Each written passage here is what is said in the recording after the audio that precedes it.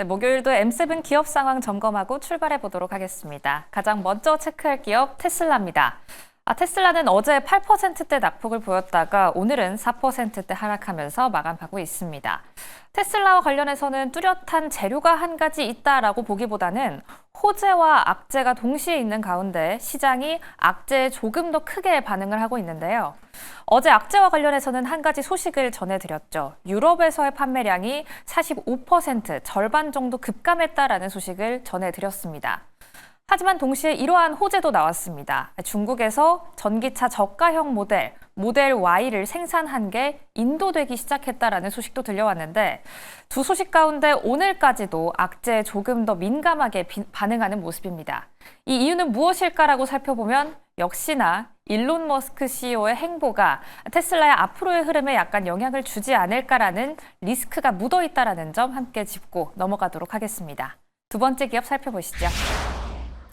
두 번째 기업은 엔비디아입니다. 오늘의 주인공이죠. 엔비디아는 어제는 실적 발표를 앞두고 약간 하락하면서 마감했지만 오늘은 장중에는 4%대 상승폭을 보였습니다. 이제 앞으로 한 1시간 정도 남았나요? 1시간이라고 표기해놨지만 한 20분 정도 남았는데요. 6시 20분에 실적 발표가 예정이 되어 있죠. 여러 가지를 확인할 수가 있겠습니다. 앞서 이 딥시크 쇼크, 엔비디아는 어떻게 파악하고 반응을 했는지, 그리고 블랙웰의 수요, 여전히 견고한지, 굳건한지를 파악하실 수가 있겠고요. 또 이런 실적 발표보다 조금 더 중요한 가이던스까지 확인을 해보셔야겠습니다. 25년도와 26년도 어떤 것을 통해서 성장을 꾀할 것인지 저희와 함께 잠시 뒤 팔로우업 해보시죠. 다음 기업 넘어가 보겠습니다. 세 번째 기업은 애플입니다. 애플은 2.91% 하락하면서 마무리가 됐습니다. 애플과 관련해서는 한 가지 소식이 들려왔습니다. 간밤 새벽에 정말 많은 말을 내놨던 트럼프 대통령, 애플과 관련해서도 한 가지 이야기를 했는데요. DIE 규칙을 없애라라는 발언을 했다는 점입니다. 이 규칙 좀 어렵게 써있지만 다양성 규제입니다. 인종 그리고 성별을 아우르는 이 모든 것들을 표기하는 규제를 없애라라고 이야기한 건데요. 조금 더 주목할 점은 투자자들이 다양성 정책을 유지하기로 표결한 다음 날 이런 언급을 내놨던 겁니다. 애플은 계속해서 트럼프 대통령과 줄다리기를 이어오고 있죠. 중국과의 관세 정책을 놓고 앞으로 애플이 미국에 대규모 투자를 하겠다라는 소식이 엄청나게 최근 전해진 가운데 계속해서 이런 줄다리기가 이어지고 있다는 점 짚고 넘어가셔야겠습니다. 다음 기업 넘어가 보시죠. 네 번째 기업은 알파벳입니다. 1.69% 하락한 모습이고요. 구글에 대해서 한 가지 체크해야 할 소식이 있습니다. 계속해서 카더라라고 전해지던 소식인데 이번에는 보도까지 나왔습니다. 사업부 인원 감축이 있었는데요. 조금 더 주목해야 할 점은 이 인원 감축이 클라우드에서 이어졌다라는 부분입니다. 최근 세일즈포스와 공급 계약을 맺으면서 AI 클라우드 부분에 있어서 조금 더 강하다라는 부분을 보여줬던 구글이었는데 이번 인원 감축 어떻게 해석을 해야 할지 저희와 함께 꾸준히 지켜보시죠. 다음 기업 넘어가 보겠습니다. 알파벳에 들리는 마이크로소프트입니다. 0.15% 상승한 모습이고요. 마이크로소프트와 관련해서는 얼마 전 데이터 센터의 규모 축소 소식을 전해드렸었는데 다시 한번 이를 뒤엎는 한 가지 소식이 들려왔습니다. 이 AI 데이터 보안 서비스 빔 소프트웨어에 지분을 투자하면서 이 서비스를 제공받게 됐다라는 점인데요. 빔 소프트웨어는 말씀드린 대로 AI 데이터를 보안하거나 백업 서비스를 제공하는 기업입니다. 이 기업에 투자를 하면서 서비스를 제공받기 시작했다라는 점이 앞선 악재를 조금 더 커버하는 호재로 작용하지 않을까라고 기대해 봅니다. 다음 기업 넘어가 보시죠. 마이크로소프트에 들리는 메타입니다. 메타는 2.36% 상승하고 있습니다. 메타와 관련해서는 2%대 상승을 보여주고 있는 호재성 소식, 역시나 AI 관련해서 한 가지 짚고 가겠습니다. AI 데이터 센터 프로젝트 논의가 있었는데요. 이 규모가 2천억 달러에 육박할 것이다라는 이야기가 나왔습니다. 조금 더 구체적인 소식은 나오는 대로 전해드릴 텐데요. 역시나 지난 마이크로소프트의 악재를 딛고 다시 한번 AI 데이터 센터 수요는 견고하다라는 부분 확인할 수가 있겠습니다. 다음 기업 넘어가 보시죠. 마지막 기업은 아마존입니다. 아마존은 0.45% 상승하는 모습 보여주고 있습니다. 어제도 오늘 주목해봐야 할 것이 엔비디아뿐만이 아니라 아마존의 좀 더 새로워진 알렉사의 출시가 기다리고 있다라고 전해드린 바 있는데요. 역시나 차세대 AI를 기반으로 한 알렉사 플러스를 출시했습니다. AI 비서죠. 음성으로 어떤 일을 하면 되는지를 안내해주는 역할을 하는데 이번 알렉사는 이전 버전과 달리 가정용입니다. 음식을 주문하거나 집안에 있는 가전제품을 제어하는 데 용이하게 쓰일 수 있다고 하는데요. 아마존 특히나 올해만 해도 AI 관련 투자에 1,000억 달러 이상을 투자하겠다라고 밝힌 만큼 앞으로의 행보 조금 더 기대되고 있습니다. 이렇게 M7 기업 상황 점검해봤습니다. 이제부터는 썬투자 송범선 실장과 이야기 나눠볼게요. 네, 실장님 안녕하세요. 안녕하세요. 네, 목요일도 잘 부탁드립니다. 지난 거래일에는 뉴욕 증시 정말 큰 폭으로 급락을 했었는데 오늘은 마감 상황 어땠는지 구체적으로 짚어주시죠. 네, 오늘은 어느 정도 회복을 하는 모습이었습니다. 제조업 지수 그리고 전통주 지수인 다우 지수는 어느 정도 하락세가 나타났지만 기술주 중심의 나스닥은 좀 상승세로 전환을 하는 모습이었죠. 이에 대한 것들은 뭐 크게 세 가지로 나눠질 수 있겠는데 첫 번째로는 엔비디아 실적 발표 기대감 이런 것들이 좀 작용을 했고요. 엔비디아를 중심으로 해서 이 기술주들 그리고 반도체, AI 반도체주들의 상승세가 좀 거세게 나타났고 이런 점들이 좀 가장 뜻깊게 좀 나스닥의 반등을 이끌지 않았나 싶습니다. 자, 그리고 여러 가지 뭐 간밤에 트럼프의 말들이 있었는데 대규모 감세 정책 이런 행보도 고무적이었어요. 그래서 감세 정책 이런 것들이 지금 의원, 연방 하원에서도 나오고 이런 골자가 가결이 됐습니다. 그래서 이런 감세라는 거는 세금을 깎아주는 거죠. 자, 그러다 보니까 개인소득세와 개인소득세 그리고 기업, 법인세 이런 것들을 다 깎아주다 보니까 소비 심리가 살아날 것이다. 라는 말들이 나오고 있습니다. 안 그래도 이제 미국에서 최근에 CPI라던가 뭐 이런 것들 좀 부정적으로 약간 이렇게 나오곤 했는데 그런 점들이 소비 심리가 좀 악화되는, 왜냐하면 물가가 자꾸 올라가다 보니까 CPI든 PPI든 물가 지수잖아요. 물가가 올라가니까 소비 심리가 좀 악화되는 상황이었는데 이런 것들을 좀 살릴 수 있도록 세금을 좀 감면해 주겠다라는 트럼프 정책에 따라서 지금 나스닥이 좀 긍정적이다 이렇게 종합적으로는 이렇게 좀 볼 수 있겠습니다. 네, 어제 큰 하락을 딛고 오늘은 혼조세로 마감한 미국 뉴욕 증시 상황 함께 짚어봤습니다. 또 감세에 대한 언급이 있었다라고 이야기를 해주셨는데 간밤 또 트럼프 대통령이 여러 가지 언급을 내놨어요. 우리 이 부분 함께 짚고 넘어가도록 하겠습니다. 미국 내부와 관련해서는 감세에 대한 이야기가 나왔지만 미국 외부적으로 또 여러 이야기가 나왔거든요. 일단 3월 4일에 발표하기로 한 캐나다와 멕시코 관세 또다시 한 달 늦춘다라는 언급이 나왔습니다. 관세를 포함해서 또 어떤 말들이 나왔는지 짚어주시죠. 네, 4월 2일 날 해서 캐나다와 멕시코 쪽에다가 뭐 세금 이런 것들 관세를 매기겠다 하면서 한 달 좀 유예를 했죠. 자, 그런 점들이 좀 좌우가 되고 지금 뭐 4월 1일부터 해가지고 그때는 이제 자동차에도 25% 관세를 매긴다고 했거든요. 그래서 이런 점들이 좀 어느 정도 좀 캐나다, 멕시코 때와 좀 비슷하게 돼버렸습니다. 자, 그리고 추가적으로 EU에다가도 관세를 발표할 것이다라고 합니다. 그래서 EU에다가는 이제 25% 관세를 매긴다고 하는데, 그러니까 지금 이 나라 저 나라 가리지 않는다는 거죠. EU 같은 경우는 유럽 연합이잖아요. 근데 이제 어떻게 보면은 뭐 전 세계 강대국을 좀 보면은 미국이라던가 유럽 연합, 중국 뭐 이렇게 될 것 같아요. 지금 현재 상황에서는. 그런데 이제 중국도 견제하고 유럽 연합도 25%로 견제를 하겠다. 라는 것이기 때문에 유럽 쪽에서도 이 산업이 정말 크죠. 유럽 전체를 다 합하다 보면은 독일, 프랑스, 영국 굉장히 많기 때문에 이쪽이 또 미국과의 경쟁 체제로 돌입하게 되면은 서로 유럽도 가만히만 안 있을 거란 말이죠. 유럽 연합이. 그래서 이쪽도 뭐 미국에다가 또 관세를 물게 되고 이러면서 서로 관세를 상호 관세 이런 식으로 되다 보면은 서로 비싸게 물건을 수입하게 되지 않을까. 약간 세계가 약간 고립되는 느낌입니다. 섬처럼 우리가 이제 육지로 이어져 있다고 한다면은 이제 약간 바다가 있고 섬처럼 이어지지 않도록 약간 고립되는 그런 느낌인데요. 이런 점들은 사실 좀 안 좋긴 하죠. 왜냐면 이렇게 자꾸 관세를 많이 매기면은 수입할 때 물가가 자꾸 올라가니까. 네. 그래서 이런 점들을 좀 트럼프 정부가 어느 정도 좀 조율을 좀 잘했으면 좋겠고요.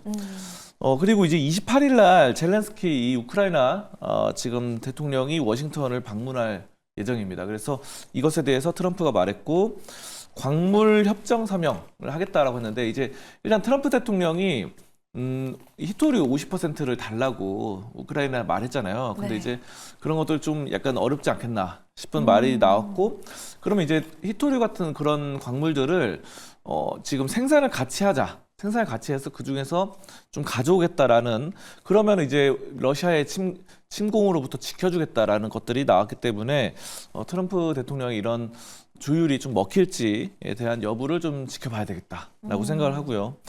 그 다음에 이제 베네수엘라와의 이런 기존 석유 교역에 관련된 합의 폐기 이런 말들도 했습니다. 그래서 베네수엘라 쪽과의 교역 같은 부분도 얘기를 했고, 그리고 구리 수입 잠재적인 관세 검토 지시. 구리에다가도 이제 관세를 매긴다는 거죠. 그래서 최근에 뭐 이제 원자재 가격이 좀 많이 올라가고 있는데 금값이 많이 올랐죠. 금값이 네. 오르면서 뭐 은값도 그렇고 다양한 이런 원자재들이 올라가는데 구리에다가도 관세를 매기면서 이 원자재에도 어느 정도 좀 신경을 쓰겠다라는, 종합적으로 봤을 땐 관세에 관련된 것들이 많았고, 좋은 소식보다는 좀 약간 미국의 자국의 이득을 위한 그런 것들이 좀 더 많지 않았나.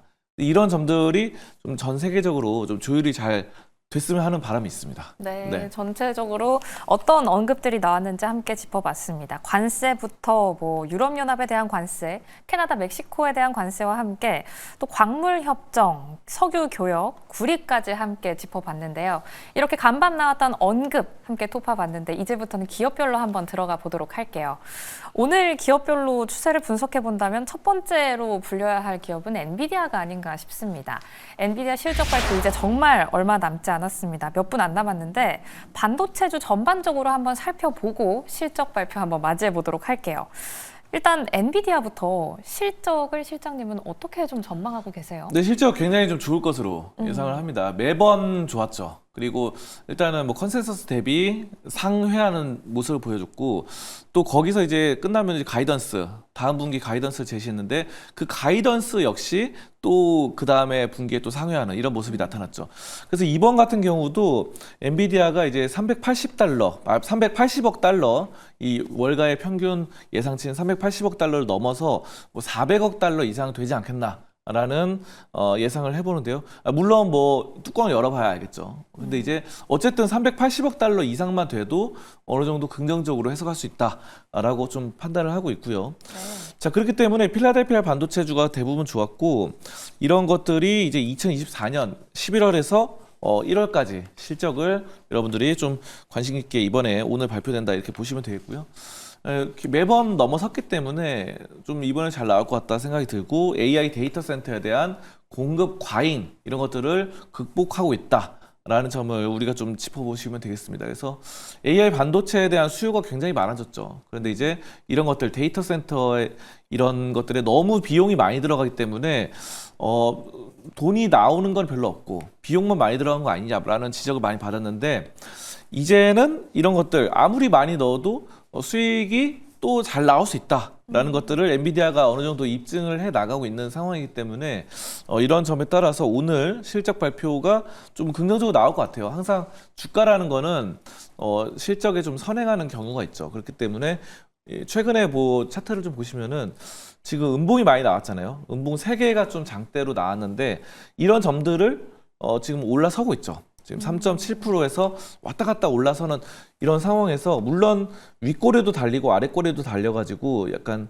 이런 십자가형 패턴으로 나타나긴 하는데, 그럼에도 불구하고 어쨌든 지금 이 3일간의 긴 하락을 어느 정도 끊어내고 올라가는 모습들, 이런 것들은 상당히 좀 긍정적이다. 그래서 엔비디아가 앞으로 좀 실적 좋게 또 딥시클의 충격을 이겨내고 이런 점들 좋아지지 않을까 이렇게 좀 판단하고 있습니다. 차트를 보면서 설명을 해주셨는데 또 여쭤보고 싶은 게, 오늘 실적 발표를 앞두고 오늘은 올랐잖아요. 네. 근데 또 실적 발표 전에 관망세를 유지하면서 어제까지는 좀 하락을 했단 말이죠. 네. 이 흐름은 왜 바뀌는 거예요?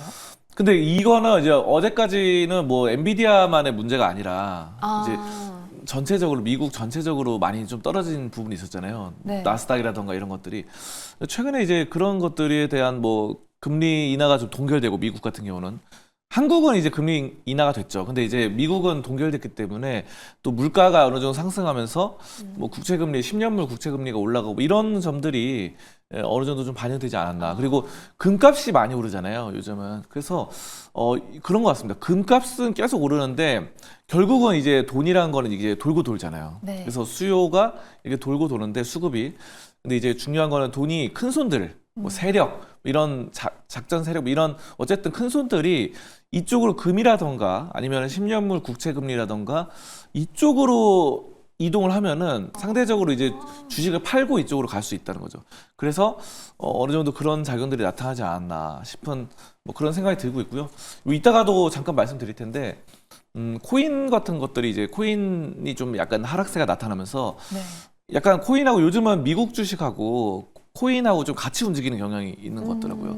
그래서 코인에서 약간 하락이 나타나면서 비트코인이라던가 뭐 최근에 해킹 사건, 뭐 이런 바이비트 해킹 사건 2조 원대 이런 점들이 나타나면서 심리적으로 위험 자산이 같이 좀 움직이지 않았나. 그래서 엔비디아만의 문제는 아니다라고 좀 판단하고 오늘 이렇게 좀 반등이 나타나는 거는 엔비디아가 충분히 실적이 좋아질 것이라는 좀 자신감을 내보인다 이렇게 보고 있습니다. 네, 지금까지의 하락 추세와 함께 현 상황까지 짚어봤습니다. 이렇게 반도체 중에서 반도체주 안에서 우리가 꼭 첫 번째로 살펴봐야 할 엔비디아 짚어봤는데요.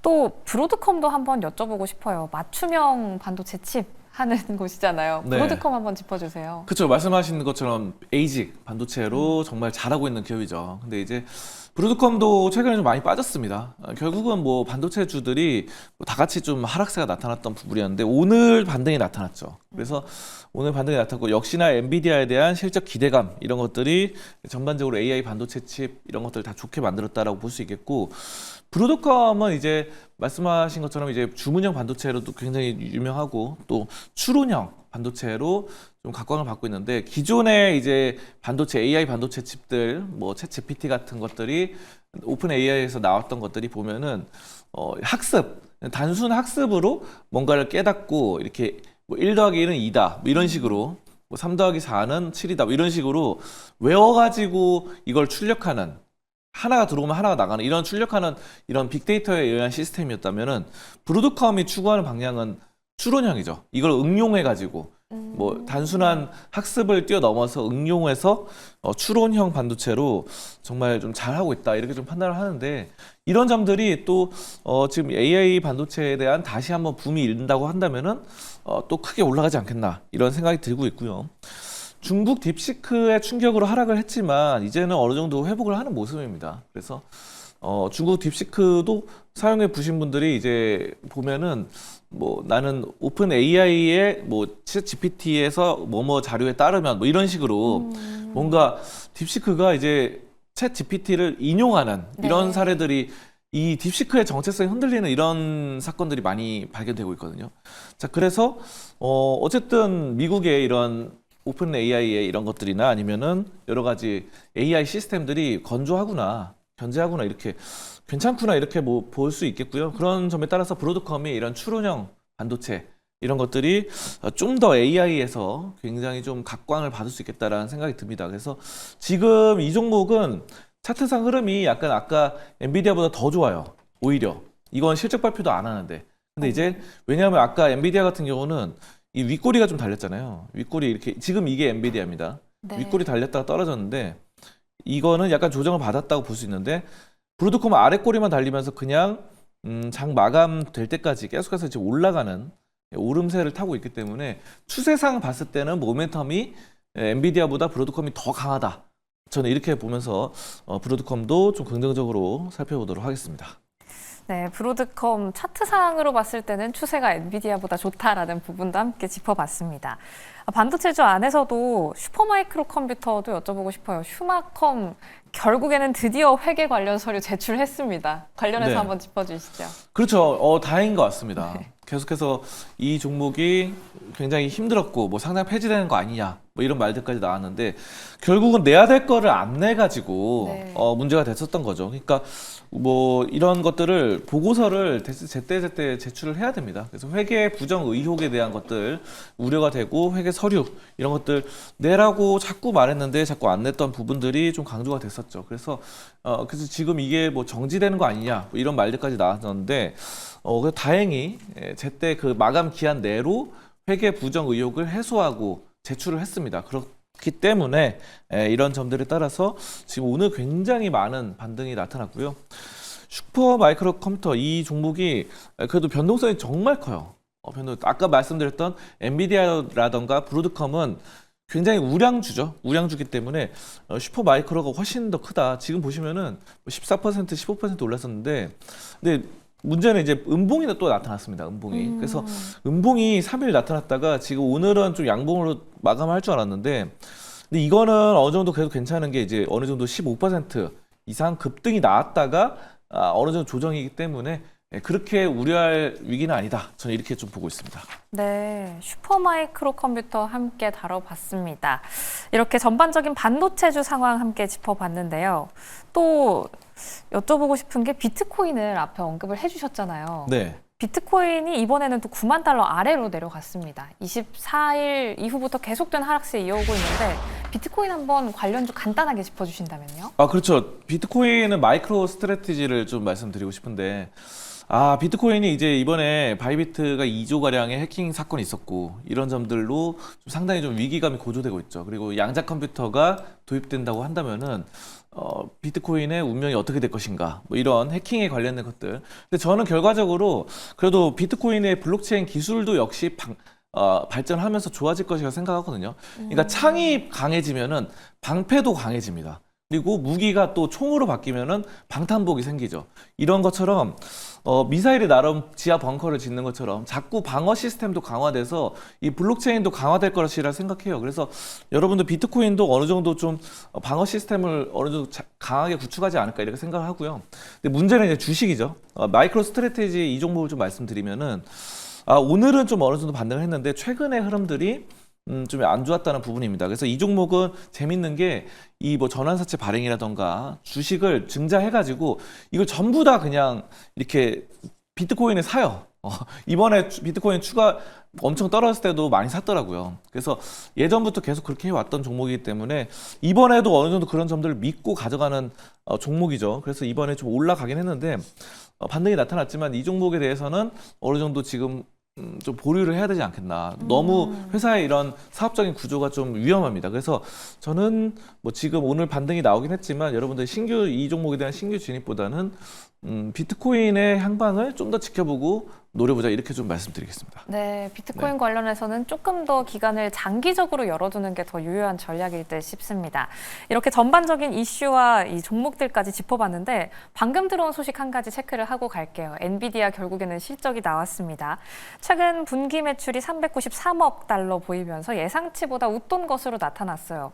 이 수치와 예상치와 비교했을 때 매출 추이 어떻게 보시나요? 그렇죠. 380억 아까 제가 말씀드렸던 것처럼 380억 이상만 되면은 괜찮다라고 말씀드렸고, 뭐 저는 아까 400억 달러 이상 뭐 말씀드렸는데 그래도 393억도 정말 큰 금액이고 뭐 가이던스 대비 컨센서스 대비 굉장히 좋은 실적이다. 저는 이렇게 좀 판단하고 앞으로도 다음 분기 때는 400억 넘지 않겠나 좀 이렇게 좀 말씀드리겠습니다. 네, 다음 분기에는 400억 달러를 넘어가지 않을까라는 이야기까지 만나봤습니다. 또 블랙웰의 매출이 110억 달러를 기록했다고 해요. 이 부분도 잘 나온 건가요? 그렇죠. 그러니까 블랙웰이 발열 문제로 계속해서 문제가 됐었죠. 뭐 열이 자꾸 발생하다 보니까 그것으로 인해서 뭐 최근에는 술행식 해가지고 원래 공랭식으로 팬으로 돌아가는 거를 이제 물에 담갔다가 차가운 물에 담갔다 꺼내야 된다 이런 말도 나오고 했는데 어쨌든 블랙웰이 그런 점들 발열 문제를 어느 정도 잡아가고 있고 술행식이든 뭐 공조 시스템이든 이런 점들로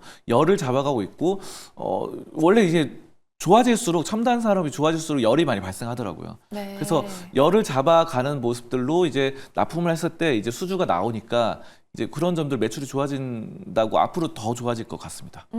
네, 앞으로 400만 달러 돌파하기까지 한번 기대를 해보도록 하겠습니다.